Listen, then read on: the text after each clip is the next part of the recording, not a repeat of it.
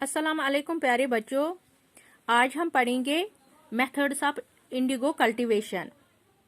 तो सबसे पहला जो मेथड था उसको बोलते थे नीज system.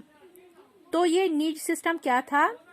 Under this system the planters produced on land which was under his control by way of ownership और रेंट बेसिस।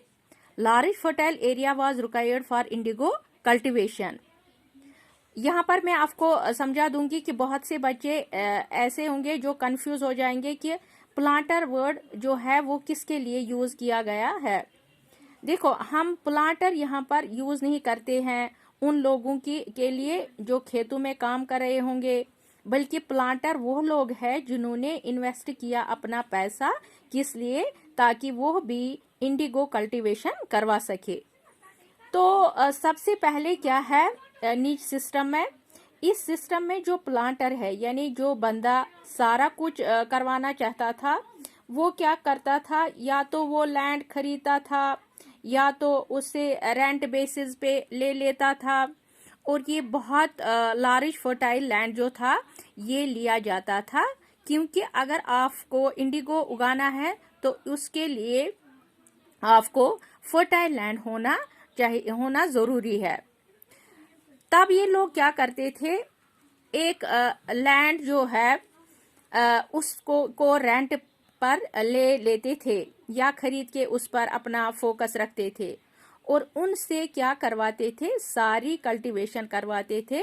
किसकी? इंडिगो की। तो ये था पहला मेथड जिसका नाम क्या है? निज सिस्टम है इसका नाम। यानी इसमें जो प्लांटर होता था वो लैंड खरीदता था या रेंट बेसिस पे लेता था, तब उस पे वो इंडिगो की कल्टीवेशन करवाता था। दूसरा सिस्टम है रियोती सिस्टम। तो ऐसे ही एक सिस्टम यानी सेकंड सिस्टम जिसे कहा जाता था रियोती सिस्टम। अब इस रियोती सिस्टम में क्या था? Under this system planters entered into contract with riots or village headmen and provide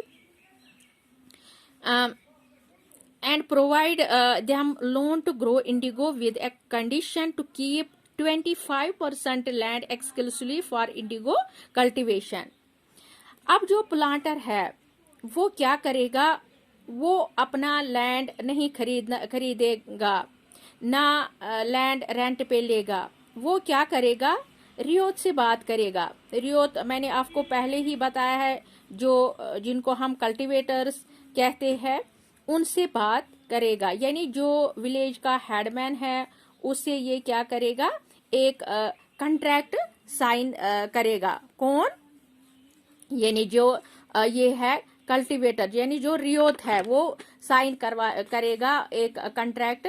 यहाँ कॉन्ट्रैक्ट क्या होता है? कॉन्ट्रैक्ट आपको मैं ऐसे समझा दूंगी कि ये एक रिटन डॉक्यूमेंट होता है जिसमें आप क्या करते हैं, कुछ इसमें आप अपने जो प्रॉपर कंडीशंस है लिख लेते हैं। तो इसमें जो कंडीशन लिख जाते थे वो ये होते थे कि पहला जो हेडमैन है या रियोत होता है वो खुद उगाएंगे क्या? इंडिगो अपनी लैंड पर उगाएगा कम से कम 25%।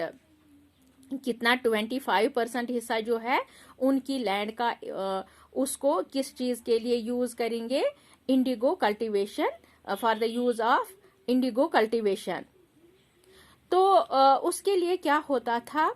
उनको फैसिलिटेट करने के लिए या तो उनको लोन प्रोवाइड किया जाता था पहला।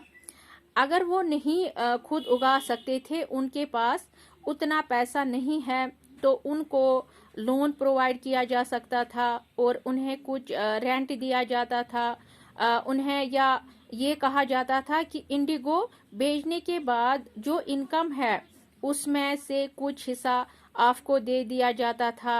तो ऐसा कुछ सिस्टम था जो फॉलो किया जाता था किसमें? रियोती सिस्टम में।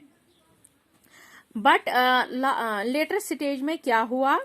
जो ये रियोती सिस्टम था इसमें जो रियोत्स थे उन्होंने क्या रियलाइज किया कि बहुत ही ओप्रेसिव सिस्टम था जो ये कल्टीवेशन का सिस्टम था। तो ये हमारे आज हमने इसके 2 सिस्टम पढ़े। इंशाल्लाह कल हम पढ़ेंगे इसका तीसरा मेथड, वो हम कल पढ़ेंगे। खुदा हाफिज।